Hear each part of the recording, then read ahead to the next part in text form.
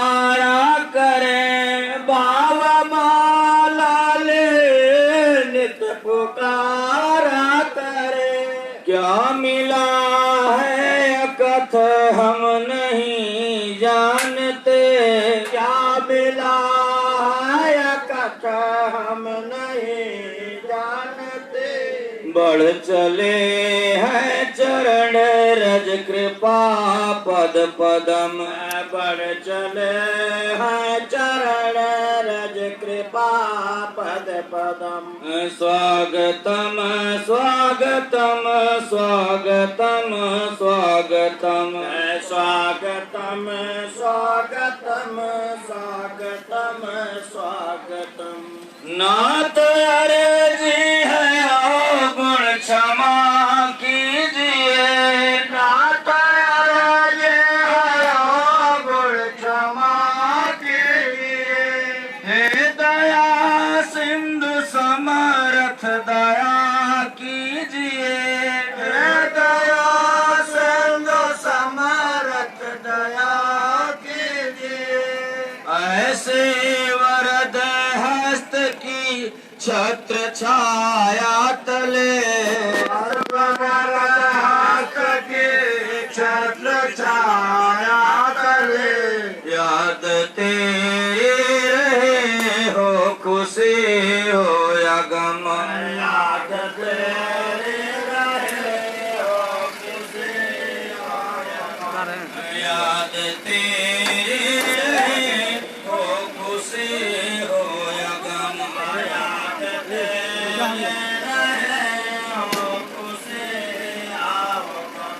स्वागतम स्वागतम स्वागतम स्वागतम स्वागतम स्वागतम स्वागतम स्वागतम।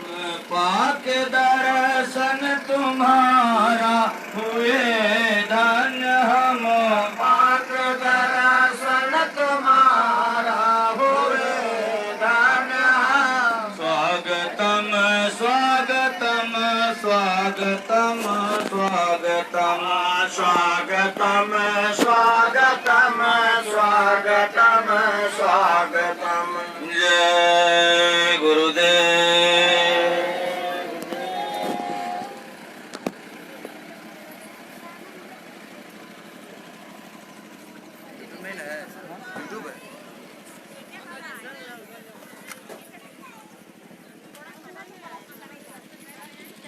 ये भाई चला रहा है मन तो ना चढ़ो मन तो ना चढ़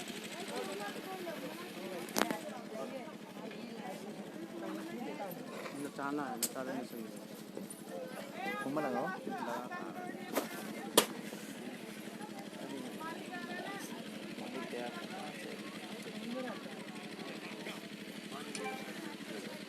संतोष नचा दो ना।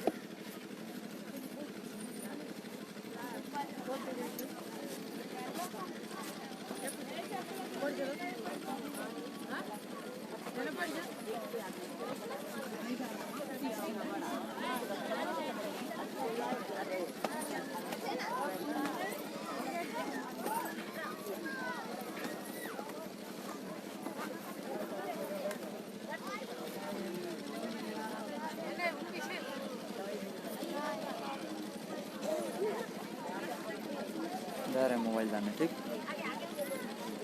कब तक आइएगा?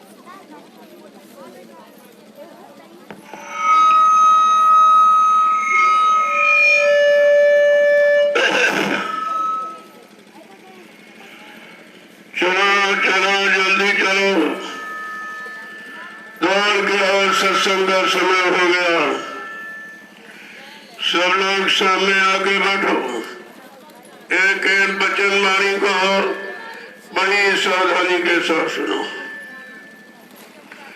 जब आप सामने बैठकर सुनोगे तो आपकी समझ में आएगा कि सत्संग किसे कहते हैं। क्योंकि सत्संग कोई कथा वार्ता का नाम नहीं है, सत्संग कोई भाषण स्पीच प्रवचन का काम नहीं है, सत्संग कोई मनोरंजन नहीं है। ये संत महापुरुषों की वचन वाणी जो हम सब जीवों की भवपार कहानी है। ये जीवात्माएं भवसागर के पार कैसे जाएंगी, अपने मालिक प्रीतम का कैसे दर्शन दीदार करेंगी। प्रेमियों, इस युक्ति का नाम है सत्संग। सत्य माने ईश्वर, संग माने साक्षात्कार। ये जीवात्मा सुरत मुद्दतों से मालिक का साथ छोड़ चुके। कहते कि इसको कौन मिलाएगा, का कोई समय का संत सदगुरु ही मिलाएगा। जो पहले आए चले गए, उनका नाम लेने से आपका काम नहीं होगा। वो अपने समय के सत्य थे। उस समय जो लोग उनसे जुड़े, उनकी बात मानी, उन पर विश्वास किया, उनका काम हो गया। बात तो समय की होती है। जब समय से कोई चीज मिल जाए और समय रहते आप उसका काम कर लो तो फिर तुम्हारा काम हो जाएगा। लेकिन समय पूरी कुछ का पछताने का वर्षा जब कृषि सुखाने, समय चूक पुण्य क्या पछताने। समय अगर निकल गया फिर पश्चाताप करने से कोई काम नहीं होता। पश्चाताप करना तो ये कायरों का काम है, अज्ञानियों का काम है। इसलिए हमें आपको समय की आवाज, समय के वचन, समय की युक्ति समझनी चाहिए। जब आप समझ लोगे तो ये काम आपका आसान हो जाएगा। अगर महापुरुष के रहते रहते काम बना लो तो सरल, और इसके बाद तुम कुछ कर नहीं सकते हो, तुम्हारे बस की बात कुछ नहीं है। इसलिए आपके लिए तो कहा गया था कि मेरे सामने अपना काम कर लो, अभी सहयोग मदद मिल जाएगी, अभी तुम्हें उठा लिया जाएगा। लेकिन अगर समय निकल गया फिर आपको पश्चाताप करना पड़ेगा। पश्चाताप रोने धोने से कोई काम नहीं होता है। काम जागने चेतने से होता है। जब जाग जाओ, चेत जाओ, होश में आ जाओ, ये कितने युगों का भूला बिछड़ा काम हम सब जीवात्माओं का ये कितना आसान हो जाए। इसी बात को तो समझना चाहिए। जो आपने बच्चों को भुला दिया तो तुम बिल्कुल बहुत दूर चले गए। तुम्हारी समझ बच्चों के द्वारा होगी। तुम अपनी बुद्धि से कुछ नहीं समझ सकते हो। अपनी बुद्धि लगाकर शंका संग भूल भ्रम में चले जाओगे। क्योंकि संत महापुरुषों को समझना ये मानव बुद्धि के बस का काम नहीं है। इसलिए अपने को समझो, उनको समझने की कोशिश मत करो। वो तुम्हारी समझ के बाहर चीज है। हाँ, वो दया करके अपना छोटा मोटा कोई परिचय दे दे तो हो सकता है कुछ आप समझ सको। लेकिन जब वचन सुनोगे तुम्हारी समझ में सब आ जाएगा। ये वचन कहाँ के हैं, यहाँ के कि वहां के, इधर के कि उधर के, तब आपकी बात समझ में आएगा। इसीलिए सत्संग वचनों की महती आवश्यकता है। बिना सत्संग के कोई जीव कुछ नहीं कर सकता। जब वो ज्ञानी ध्यानी नहीं कर पाए, उन युगों में 4 वेद 6 7 18 पुराण 19 उपनिषद और 36 ऋचाओं को पढ़ने वाले, रटने वाले कुछ नहीं कर पाए। क्योंकि किताबों में परमात्मा नहीं बैठा, किताबों से परमात्मा नहीं मिलता, किताब पढ़कर कोई महात्मा नहीं बन सकता। वो तो जिनकी जीवात्मा जाग गई, परमात्मा से मिल गई, ऐसे कोई संत महात्मा हमें आपको मिल जाए तो हमारी खुद किस्मत होगी। और उनके चरणों में जाके सीधा प्रणाम करना सीख जाओ, अपने गुनाहों की माफी मांग लो तो ये काम आसान हो जाएगा। नहीं इतना बड़ा भंडार लिए बैठे हो पाप कर्मों का, जब तक इसकी अदायगी नहीं हो सकती कोई जीव इधर से उधर जा नहीं सकता। इतना सख्त पैरा काल का लगा हुआ, और तुम काल के पैरे को समझते नहीं हो, क्योंकि तुमने वचनों को सुना नहीं, तुम्हारे कानों ने सुन लिया और शैतान मन ने स्वीकार नहीं किया, तो तुम वचनों से भी दूर चले गए। अब तुम्हें कौन बचाएगा? यहाँ रुपया पैसा धन दौलत नहीं बचाएगा, दुकान मकान जमीन नहीं बचाएगा, यहाँ सोना चांदी हीरे जवाहरात नहीं जब बचाएंगे, यहाँ कोई सहयोगी मित्र नहीं बचाएगा। वो तो बचाने वाला जिसको मालूम है कि ये रूह जीवात्मा कैसे बचेगी, काल माया के देश से कैसे छुटकारा पाएगी और अपने सच्चे मंडल मुकाम कैसे पहुंचेगी, अपने सच्चे पिया प्रीतम से कैसे मिलेगी, ये तो उनको मालूम है जिन्होंने अपने आप को मिलाया है। सुनाया सुनाने वाला, बताने वाला, पढ़ने वाला, पढ़ाने वाला नहीं मिलाएगा, करने कराने वाला मिलाएगा। जिसने किया हो और करके और प्राप्त किया हो, जो वो मिल जाएगा तो आपको भी प्राप्त करने की युक्ति बता देगा। अगर तुमको कोई कमजोर देखेगा तो सहारा लगा देगा, अपने बलबूते से खड़ा कर देगा। ये तो दया हो सकती, लेकिन ये समय से जागोगे तुम, और समय में आपने भूल चुकी। जब समय जागने का है तब निंदा आलोचना बुराई करते हो, फिर कब निकलोगे, फिर कब चलोगे यहाँ से? इसी गई तो गंदगी पहले से आप लादे बैठे हो, और आप भी गंदगी वाला काम फिर से आपने शुरू कर दिया। इसकी निंदा, इसकी बुराई, इसकी चुगली, इससे क्या मिलेगा? क्या ऐसा किससे कभी किसी को मिला है? क्या निंदा करने वाला कभी कोई महान हो पाया? तुमको तो सब विचार करना चाहिए। कर भला तो हो भला। जब तुम भलाई करना सीख जाओगे तुम्हारा भला हो जाएगा, अगर बुराई करना सीखे तो तुम्हारा बुरा हो जाएगा। ये तो परिणाम सीधा है। चलो चलो जल्दी चलो, लोगों सत्संग का वचन छूट गया फिर नहीं मिलेगा। यही तुमने पहले किया, आप भी वही करते हो। तुम्हारा यहाँ आने का मतलब क्या? भीड़ लगाने का मतलब क्या? संत मतलब भीड़ काम नहीं करती है, करनी काम करती है। तो ये तो कहा था कि मेरे अध्यात्मिक सत्संग को सुनने वालों की संख्या बच्चा हिंदुस्तान में करोड़ों होगी, लेकिन लेने वाले कोई 1500 होंगे और लेकर संभाल के रखने वाले कोई 100-200 होंगे। और जो संभाल के रखकर लगातार मंजिल पर चलकर घर पहुंचने वाले कोई बिल्ले ही होंगे। उन्हीं बिल्लों की तो ये लिस्ट बनाई जा रही है। इतनी भीड़ में कौन क्या है, कौन क्या कर रहा है, किसकी करनी किधर की है, काल माया के देश में फंसने की है कि काल माया के देश से निकलने की है, ये सब देखा जा रहा है। ये इसी को परीक्षा कहते हैं, इसी को छटनी कहते हैं। और नहीं मानोगे तो पीछे कुदरत खड़ी है, वो कटनी कर देगी, वो कटनी करेगी, क्योंकि काटने पीटने और मरने का काम संत महापुरुष नहीं करते।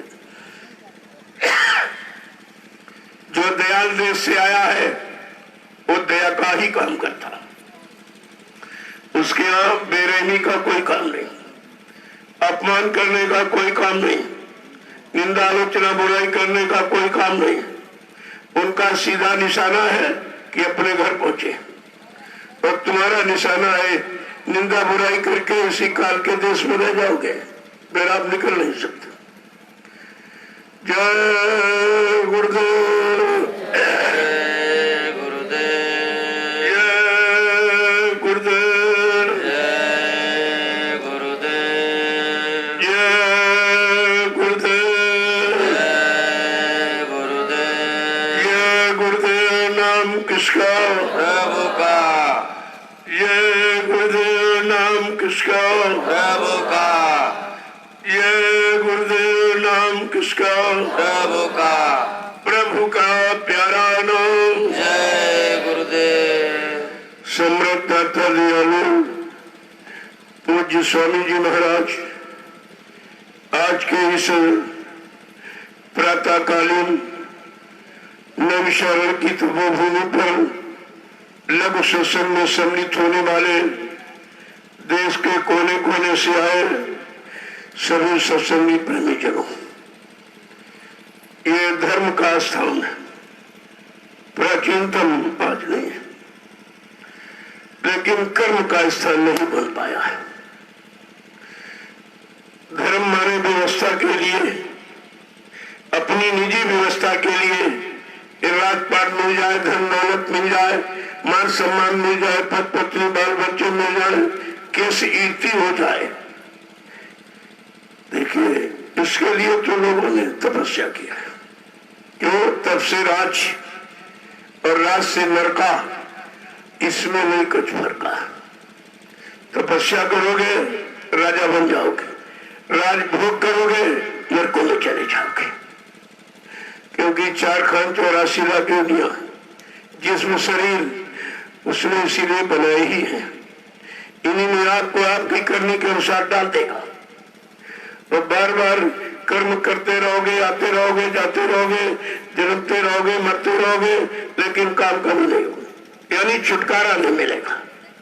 इस जन्म मरण से छुटकारा नहीं मिलेगा और जब तक छुटकारा नहीं मिलेगा तब तो कोई जीवात्मा यहां से जा नहीं सकती। तो बड़ा गंभीर विषय है। इसको जब बहुत समझने की कोशिश करोगे तब समझ में आएगा। इसलिए बार बार उन्हीं वचनों को दोहराया जाता है, क्योंकि और कुछ है ही नहीं।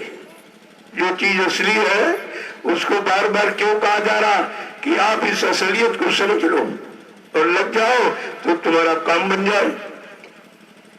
जैसे बच्चा स्कूल जाता है, जब तक पाठ उसको कंठास नहीं हो जाता मास्टर दूसरा पाठ नहीं पढ़ाता, उसी पाठ को जब कंठास कर लो तो दूसरा पाठ पढ़ा जाएगा। ऐसा नहीं है। अगर एक पढ़ा दो फिर दूसरा फिर तीसरा, पता चला कुछ नहीं, जानकारी किसी बात की नहीं। तो ये उस तरह का पाठ्य विद्या नहीं है। ये शब्द ज्ञान है संतों का। ये तो बिल्कुल ही समझ में नहीं आएगा, क्योंकि ये आपने कभी सुना भी नहीं है और कभी जब सुना नहीं तो समझने की कोशिश नहीं किया। तो तुम्हारे लिए बहुत नया विषय है और नए विषय को या नया काम करने को समय लगता है। बिना समय के कुछ नहीं होता। इसलिए महापुरुषों ने भी इस समय की इंतजार ही किया। जो नया काम करने आए परिवर्तन का, एक युग को भगाने का और दूसरे युग को लाने का, कितना नवीनतम काम है जो सृष्टि में किसी ने किया ही नहीं। ऐसे समर्थ दाता विधाता को आपने समझ ही नहीं पाया। तो इतना बड़ा काम सृष्टि में अनोखा युग परिवर्तन का करने आया है, जबकि यहाँ सिद्धांत नियम तो ये बना है कि एक युग जब समाप्त हो जाता है तब दूसरा युग लगता है। लेकिन सम्राट मालिक ने अपनी पहचान दी है कि अभी कलयुग खत्म नहीं हुआ, 5,500 वर्ष से निकल पाए और बीच में आवाज लगा दी कि कलयुग जाएगा और कल सतयुग आएगा। उसमें भी सीधा नहीं, कलयुग में कलयुग जाएगा और कलयुग में सतयुग आएगा। इस बात को समझिए, यानी कलयुग जाएगा नहीं।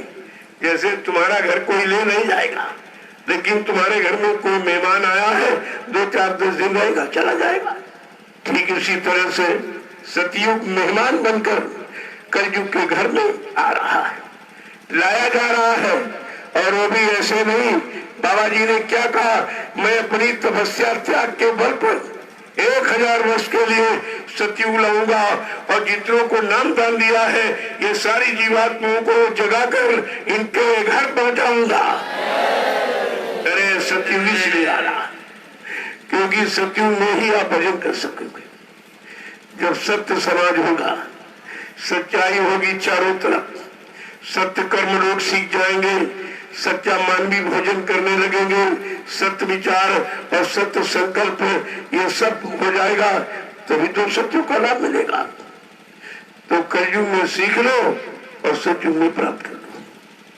आप सीखने की कोशिश करो तो सब भागने की कोशिश करो, कुछ बगड़ा कोई उधर बगड़ा कोई उधर बगड़ा। तुम्हारा मन तो कुछ सलाह देता नहीं। अभी आप घर में थे, चलो चलो चलो चलो सत्संग सुनेंगे, दर्शन करेंगे। अब ये क्या कह रहा है, चलो चलो जल्दी घर चलो घर चलो घर चलो।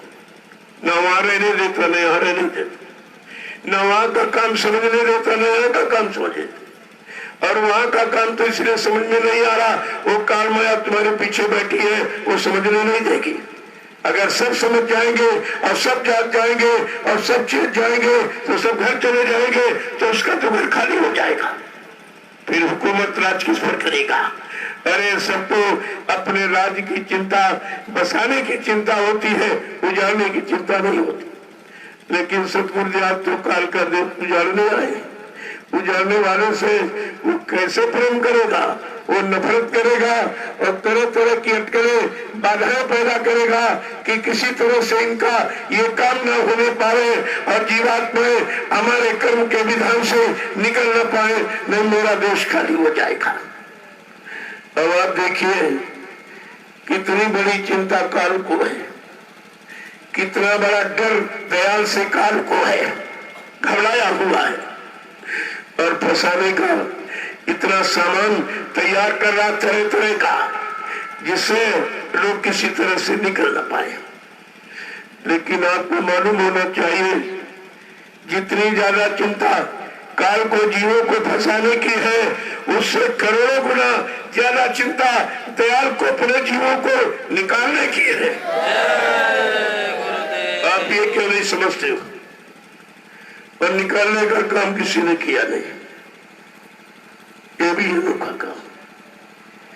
जब से सदगुरु दयाल ने अपना चरण काल की नगरी में रखा है, काल को बड़ी दहशत हो गई, बहुत चिंता हो गई उसको कि अगर इन्होंने सारी जीवात्माओं को नाम से जोड़ दिया और नाम जहाज पर बैठा कर घर पहुंचा दिया तो मेरा तो देश ही खत्म हो जाएगा। बड़ी चिंता है। अब आपको सोचना चाहिए, तुम काल की पारी में खड़े होगी दयाल की पारी में, काल में के पक्ष में कि दयाल की पक्ष में। काल के सामान को निरंतर बढ़ाने और जोड़ने इकट्ठा करने की चिंता में हो कि यहाँ से सामान छोड़कर अपने घर जाने की चिंता में हो। अभी तो कोई ऐसा नहीं दिखाई दे रहा जो इस सामान को छोड़ना चाहता।